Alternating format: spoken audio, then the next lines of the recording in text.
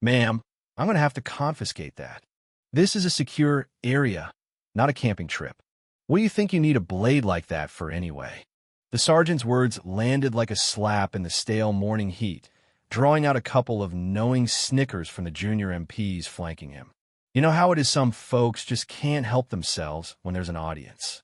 The line behind her, full of contractors and off-duty personnel, shuffled in irritation, the kind of collective discomfort that builds up quick under the weight of body armor and the sun. But she didn't even flinch. Simple jeans, gray t-shirt, hair tucked away, nothing flashy, but it was like she stood in a bubble that the world couldn't pierce, her gaze fixed somewhere just past the sergeant's head. Let me back up a sec. You ever see someone hold a thing like it's more than an object? That's how she held the knife. Not tight, not nervous, just natural, like she was born with it growing from her hand. The younger corporal next to Miller caught that, though no one else seemed to.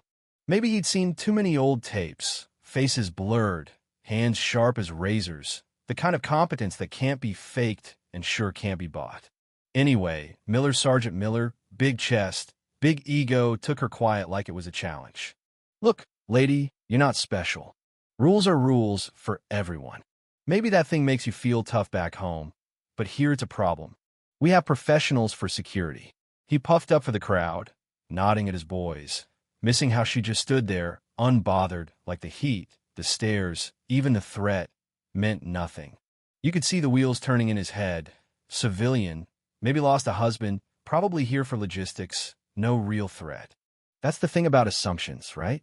They're like armor that only protects you from reality for about as long as it takes reality to kick down the door. So there she stood, Morgan, so still it made the world seem louder. The generators, the boots scuffing asphalt, the hint of violence behind every ordinary thing. Her silence wasn't empty. It was dense. Miller saw patience and called it weakness. But patience, out here, is just what gets you to the next breath. Then it happened. The siren, piercing, inhuman, made everyone jump. Infiltrator on the wire. Infiltrator on the wire, blared from the loudspeakers. Panic, pure and simple, took hold. The contractors bolted for cover. The young MPs froze for half a heartbeat. Miller's voice cracked as he tried to rally his men. He fumbled with his rifle. Adrenaline makes you stupid. I don't care how many stripes you've got. But Morgan, she didn't move. She was a rock in a river of chaos. Only her eyes worked, scanning, calculating, tracking every detail. Then, and I swear, I still hear it sometimes, her voice, clean and precise, cut through the noise like a scalpel. Northeast corner, 2 o'clock from the water tower. One individual, low crawl. The tone all business, zero fear. Miller squinted, blinded by the sun, barking, I don't see a damn thing, but he didn't finish. Morgan flipped the knife in her hand, held it by the tip, drew back, and let it fly. No drama, no grunt, just pure efficiency. The thing didn't tumble. It shot across the yard, a flash of silver, 200 yards dead straight, and then a metallic thwack. Then the siren died. Silence slammed down on the place, thicker than the heat, sharper than the alarm. Every head snapped toward the far fence. Miller's radio crackled. Sergeant, there's a knife through the main cable junction box, is dead. We got the intruder. The disbelief on his face, you'd have thought he'd seen a ghost. Just then, a black SUV screamed up, door flying open, and out came the base commander, a full-bird colonel, face thunderous, the kind of authority that makes even cocky sergeants snap to attention. He strode right past Miller, eyes only for Morgan. There was recognition there, a respect that cut through all the confusion. He stopped, looked her up and down, and you could see the shift, anger melting into something deeper. I believe this is yours, ma'am, he rumbled, nodding toward the fence, and my apologies for my men. They lack perspective. His glare turned on Miller. Sergeant, bring up the file for Contractor Morgan. Now, the young Corporal Diaz, the one who'd noticed her hands, nearly dropped the laptop. He pulled up her personnel record, eyes going wide. He didn't read it out loud, but the screen spoke for itself. 1st Special Forces Operational Detachment Delta. Hostage Rescue Specialist. Master Instructor. Decorations that would put most generals to shame. The color drained from Miller's face. The colonel straightened up and gave Morgan the kind of salute reserved for legends, his voice almost reverent. "We weren't expecting you until 0600. Welcome to the FOB, ma'am."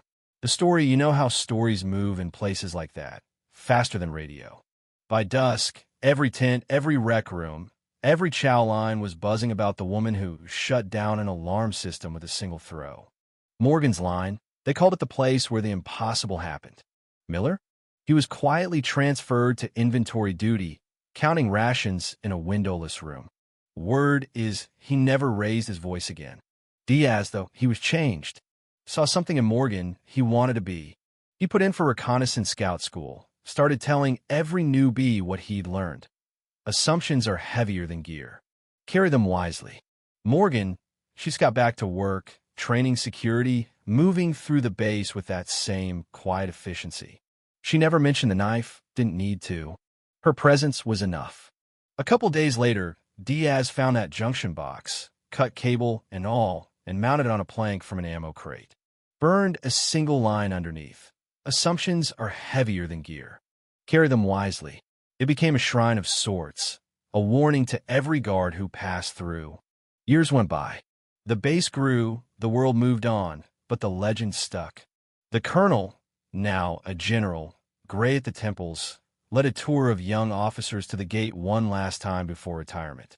He stopped at the old plaque, told the story not about Morgan's medals, but about the day a quiet professional showed them all what real strength looks like. Not noise, not swagger, just a single act, perfect in its execution. One of the young captains, sharp eyes, asked, "Sir, is it true?" The general just smiled, told her, "Judge slower. Look deeper. Respect is the default because you never know who you're talking to." That's what stuck. Not the throw, not the silence after, but the lesson. Authority and competence are rarely the same, and you can't shout your way to respect. You earn it, quietly, with precision. So yeah, that happened. Some say Miller learned more from that day of silence than from a decade of barking orders. And Evelyn Morgan, she never raised her voice, but she taught an entire generation that true strength is quiet and shows up when you need it most. If you've ever watched someone get judged by their cover or been on the receiving end, I want to know, where do you stand? Is respect automatic, or does someone have to earn it? Drop your thoughts below, because in a world full of noise, maybe it's time we started listening for the quiet ones.